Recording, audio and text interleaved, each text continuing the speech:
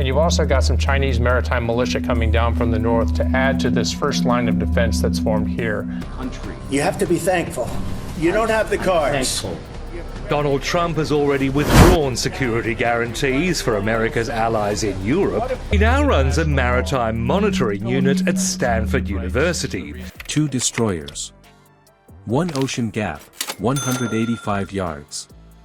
That's less than 2 football fields between an American and a Chinese warship, both traveling at over 20 knots.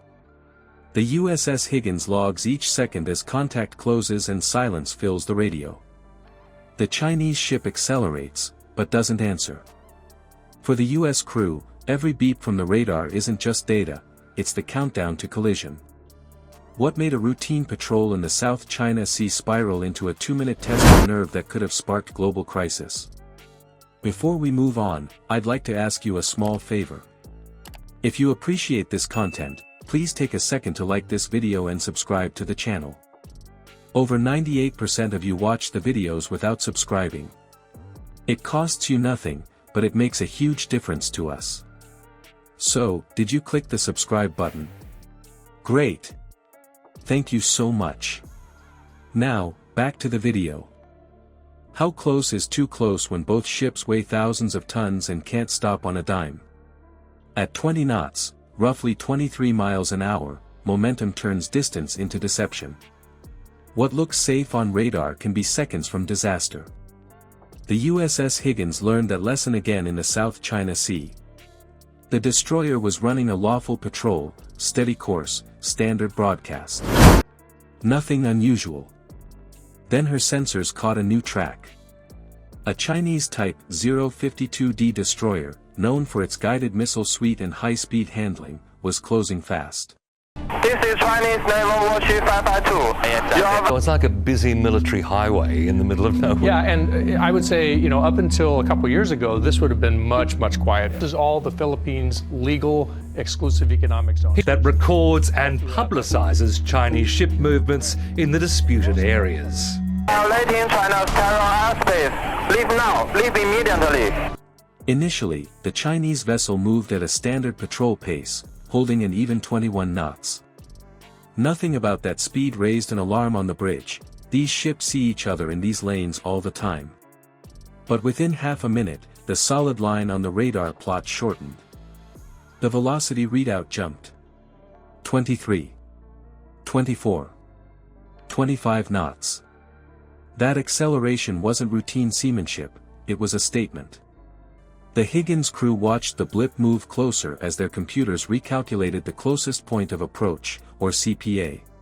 The number dropped from several hundred yards to under 200, then trended lower. If you've ever watched 2 semi-trailers merge toward a single lane without yielding, that's what the display looked like, only these trailers were steel fortresses with missiles and hundreds of personnel aboard.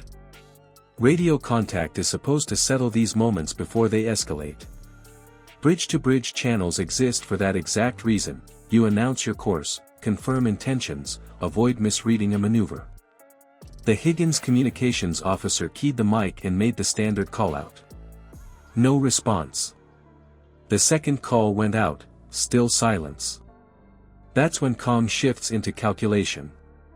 When a vessel ignores an open hail at short range, it's not oversight.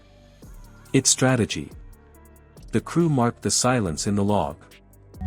So we do a lot of ship tracking. We try to keep up with where China is deploying. In particular, China is deploying its maritime militia in China. The second line of defense has already formed back here. I mean, if China decides they're not getting through, they're not getting through. Sealight has charted a massive build-up since the summer of 2023. With no verbal coordination, the ocean itself becomes the language of intent.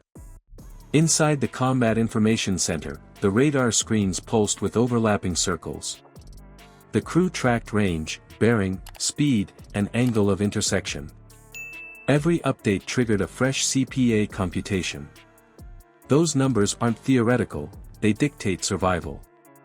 A CPA under 200 yards between ships of this size is defined as danger close. Hydrodynamic pressure alone creates suction forces strong enough to pull hulls toward each other.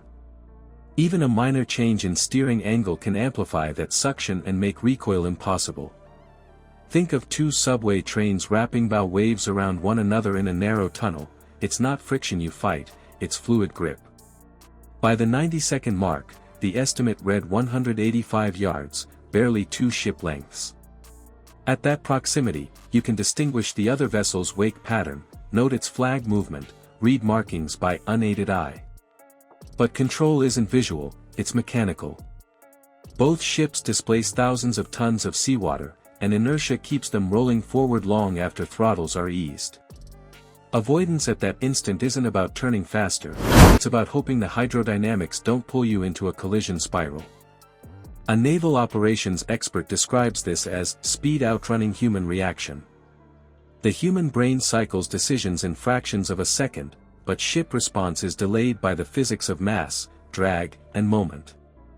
That's why every ship relies on predictive plotting, projected motion on screen that gives command a sliver of foresight. Yet, with only 2 minutes to impact, foresight becomes observation. You can see the outcome approaching, even before it happens.